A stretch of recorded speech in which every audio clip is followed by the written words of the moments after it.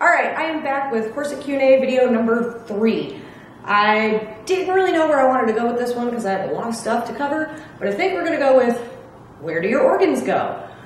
Before we get into that, I am going to mention my corset because I know I'm going to be asked, so I'm going to let you guys know where this is from. This is a Mystic City corset. This is an MCC 38 floral mesh underbust. I think I paid about $89 for this. Mystic City has an eBay store. Meatball! Mystic City has an eBay store that you can order from. I can vouch for the quality of her products nowadays. They are very, very nice. This is a super sturdy corset. It's very, very inexpensive for the quality. The shipping is ridiculously fast. I think I got this within 18 hours of ordering it. And the customer service is impeccable. Like, I sent them a message on Facebook wondering when they were going to restock a certain model in a certain size. And I've had no less than 3 conversations with her customer service rep about what's coming in, when it'll be in, so on and so forth. So you can find Mystic City on eBay. I will drop a link down below. I highly recommend them for entry to moderate level or even experience. I mean, it kind of just matters on your body and your build and your goals. Moving on. Where do your organs go? You see, here's the funny thing. They don't really go anywhere. They have not really moved around at all. One of the biggest things you hear now that tight lacing and waist training and corseting is kind of becoming a little bit more mainstream and more popular.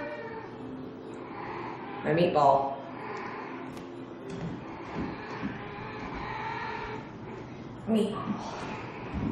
Go on.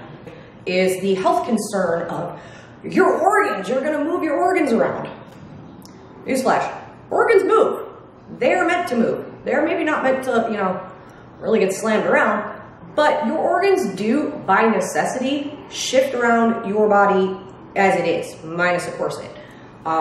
If they didn't, you would not be able to bend over or lay down or do a lot of different things. You wouldn't be able to be a functional human being. When your stomach is full, it pushes your organs down. When your bladder is full, it pushes them up. Your diaphragm, when it contracts and relaxes, pushes your organs up or down. This is part of, this is basic stuff here. Your organs are meant to shift and move in your body as it is. They are not static, suspended where they are, and if they move, you're going to die. The other thing I think people forget is pregnancy moves your organs a whole hell of a lot more than my corset does.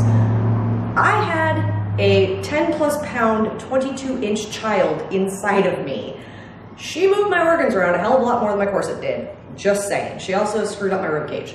She also gave me sciatica. Anyway, love her dearly, but that child, whew. I had a 10+ pound, 22 inches. That's almost 2 feet long. I had a person inside me. My organs were basically in my throat, okay? My corset does not really shift my organs. When I'm compressing my ribs to rib train, I probably put a little bit of pressure on the very bottom of my lungs and lose a little bit of capacity there, which is fine because I don't need my full lung capacity to sit around or stand or scrub the floor or cook dinner. I just don't. My stomach, I can feel, I eat less, so there is pressure on it, but it's not really like shifted around to the point where it's giving me reflux or anything like that. My intestines kind of stay where they are. I mean, they really don't move up. I don't like to say that things don't crazily move, but they don't. So yeah, lungs, stomach, my intestines stay where they are. I mean, they just do. There was a German talk show not too long ago that they had a doctor on and they were experimenting with the effects of tight lacing on your internal organs.